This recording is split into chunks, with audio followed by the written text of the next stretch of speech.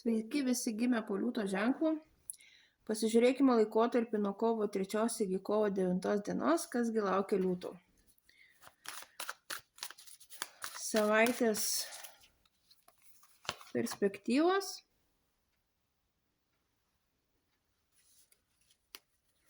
Ko vengti. Ir patarimas. Savaitės perspektyvos būtų, liūtam laukia labai gera savaitė. Gausit visko, ką norėsit ir daugiau negu planavot. Seksis visur. Būsit laimingi tiek emocinė prasme, tiek finansinė prasme, jums absoliučiai nieko netruks.